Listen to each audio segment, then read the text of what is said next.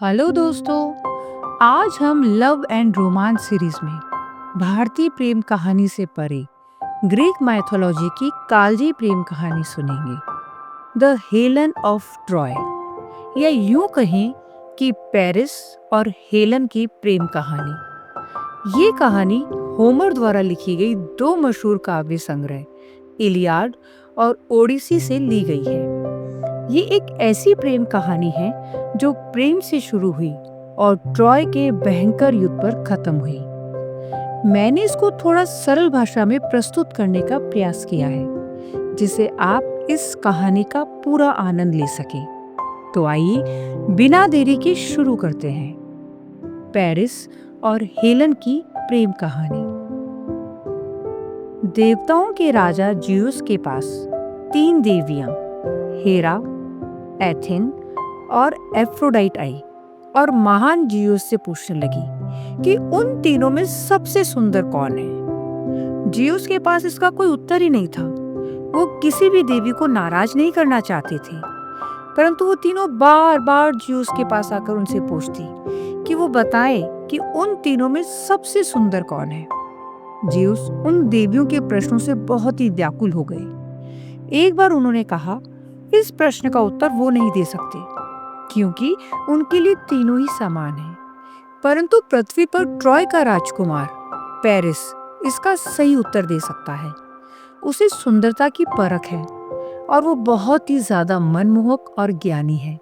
तीनों देवियों को राजा जियुस ने पेरिस के पास जाने के लिए कहा। पेरिस ट्रॉय का राजकुमार था और वाकई मनमोहक और ज्ञानी था। उसके जीवन में कोई दुख नहीं था सिवाय एक दुख के।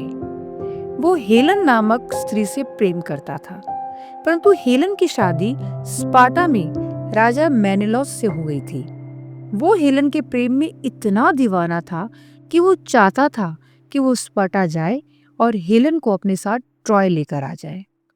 उसे पूरा यकीन था कि हेलन भी उससे उतना ही प्रेम करती है जितना कि वो उससे करता है। हालांकि अब हेलन की शादी मेनेलॉस से हो चुकी थी, फिर भी ट्रॉय का राजकुमार पेरिस हेलन को भूल नहीं पा रहा था। वो उसी से विवाह करना चाहता था। इधर ये तीनों अमर देवियां जियुस के कहे अनुसार पेरिस से मिली। एक दिन जब पेरिस माउंट ईरा की तलहटी पर शिकार करने गया था तो उसने एक पेड़ के नीचे तीन सुंदर देवियों को खड़ा देखा। अपने पूरे जीवन में उसने ऐसी चमकदार सुंदरता कभी नहीं देखी थी। एक पल के लिए वह आश्चर्यचकित रह गया। फिर देवताओं के दूत हेमिस पेरिस के पास उड़कर आया और उससे बोला, ट्रॉय के राजकुमार पेरिस की जय हो। भगवान जियुस सभी देवताओं के राजा ने आपको अपना अभिवादन भेजा है। वे आपको एक महान सम्मान देना चाहते हैं। वे आपसे अनुरोध करते हैं कि आप ये सेब उन सभी देवियों में से उस देवी को दें जो सबसे ज्यादा सुंदर हो। पेरिस, जो आमतौर पर सुंदरता के प्रति गहरी नजर रखता था, उसे उन तीन देवियों में से एक को चुनने में मुश्किल हुई। हर देवी बहुत ही सुंदर थी। हेरा की त्वचा सबसे प्यारी और दूधिया सफेद थी। एथिन की आंखें सबसे चमकदार नाचती हुई थी और एफ्रोडाइट की मुस्कान सबसे आकर्षक थी। अब उसे कौन सी चुननी चाहिए? पेरिस ये समझ ही नहीं पा रहा था कि आखिर इन तीनों में से सबसे सुंदर कौन है। अंततः ये देखकर कि वह असमंजस में है, देवी हेरा को लगा कि उसे थोड़ी चालाकी से काम लेना होगा। देवी हेरा ने पेरिस को मानसिक संदेश से कहा, राजकुमार पेरिस, तुम ये सेब मुझे दे दो और मैं तुम्हें महान शक्ति का उपहार दूंगी। पेरिस हेरा के इस प्रस्ताव से प्रभावित हो गया। उसे लगा उसे वो सेब हेरा को दे देना चाहिए। परंतु फिर पेरिस ने सोचा, क्यों ना तीनों देवियों की ही परीक्षा ली जाए। पेरिस ने फिर बाकी दोनों देवियों को कहा, देवी हेरा ने मुझे एक प्रस्ताव दिया है कि यदि मैं उन्हें सबसे सुंदर देवी घोषित करूंगा तो वो मुझे एक महान शक्ति उपहार में देगी। आप दोनों को ऐसा कोई प्रस्ताव देना है? एथना सोच में पड़ गई और उसने पेरिस से कहा, राजकुमार पेरिस, तुम ये सेब मुझे दे दो और मैं तुम्हें महान ज्ञान का उपहार दूंगी। इससे पहले पेरिस कुछ कहता, तीसरी देवी एफ्रोडाइट ने हंसते हुए कहा, पेरिस, मेरे प्यारे से राजकुमार, तुम उन दो मूर्ख देवियों की बातें मत सुनो। शक्ति या ज्ञान के साथ तुम्हें क्या मजा आएगा? तुम ये सेब मुझे दे दो और मैं तुम्हें एक ऐसा उपहार दूंगी जो वाकई तुम्हारी पसंद का है और जो केवल मुझे पता है। पेरिस के साथ साथ वो दोनों देवियां भी चौंक गईं। एफ्रोडाइट ने आगे कहा, ये दोनों देवियां बिना तैयारी के आई हैं, परंतु मैं जानती हूँ कि तुम्हें क्या उपहार चाहिए। पेरिस अब और भी ज्यादा चौंक गया। उसने अकस्मात पूछा, क्या देवी? एफ्रोडाइट ने कहा, मैं तुम्हें धरती की सबसे खूबसूरत महिला का प्यार दूंगी। पेरिस समझ गया। एफ्रोडाइट को पता था कि पेरिस को क्या गम था। उसको शक्ति या ज्ञान की चाहत नहीं थी, अपितु प्रेम की तलाश थी, वो भी केवल हेलन का प्रेम। अब पेरिस को चुनाव करना इतना मुश्किल नहीं लगा। वह लंबे समय से धरती की सबसे खूबसूरत महिला हेलन से प्यार करता था। किन्हीं कारण से हेलन की शादी राजा मेनेलॉस से हुई थी और पेरिस ने उस पल ही सोच लिया था कि उसके प्यार को जीतने की उम्मीद खत्म हो गई थी। लेकिन अब उसे समझ में आ गया था कि एफ्रोडाइट के आशीर्वाद से उसे उसका प्रेम हेलन मिल ही जाएगी। इसलिए पेरिस ने सेब एफ्रोडाइट को दे दिया। वह खुशी से झूम उठी, लेकिन बाकी दो देवियां क्रोधित हो गई और सीधे माउंट ओलंपस वापस चली गई, जहां उन्होंने जियोस से प्रतियोगिता की अनुचितता के बारे में लंबी और कड़वी शिकायत की। जियोस को एक अंधकार में एहसास था कि मानव जाति के लिए मुसीबत आने वाली है। उन दोनों देवियों ने जियोस को कहा कि पेरिस को इस पक्षपात का दंड दिया जाए। उसे बिना किसी लालच में आए उन तीनों देवियों में से सबसे सुंदर देवी को चुनना था। जियोस ने तब उन देवियों के दबाव में कहा कि पेरिस को हेलन तो मिल जाएगी, परंतु ये उसके ही नहीं, अपितु पूरे ट्राय के विनाश का सबब होगा। इधर पेरिस एफ्रोडाइट के आशीर्वाद से हर्षित स्पार्टा की भूमि के लिए रवाना हुआ, जहां मेनेलॉस राजा था और अपनी खूबसूरत रानी हेलन के साथ रहता था। मेनेलॉस ने प्रसिद्ध राजकुमार पेरिस का अपने महल में स्वागत किया और जब वे दोनों दुनिया के मामलों के बारे में बात कर रहे थे, रानी हेलन अपने आलीशान कमरे से नीचे आई, जो एक देवी की तरह सुंदर लग रही थी। हेलन की दासी ने उनके लिए एक कुर्सी लाकर दी और उस पर एक मुलायम भेड़ की ऊन का गलीचा बिछा दिया और वह अपने चांदी के बक्से के सामने बैठ गई, जिसमें कढ़ाई का सामान था। लेकिन कढ़ाई शुरू करने से पहले उन्होंने राजकुमार की तरफ देखा और अपने पति से पूछा, क्या मैं इस राजकुमार का नाम बताऊं जो हमसे मिलने आया है? आइए देखें कि मैं सही हूं या गलत। मैंने दूर ट्रॉय से एक राजकुमार के बारे में सुना है जो अपने रूप और फैशनेबल शैली के लिए दुनिया भर में प्रसिद्ध है। क्या वह पेरिस है, ट्रॉय का राजकुमार जो हमारे साथ रहने आया है?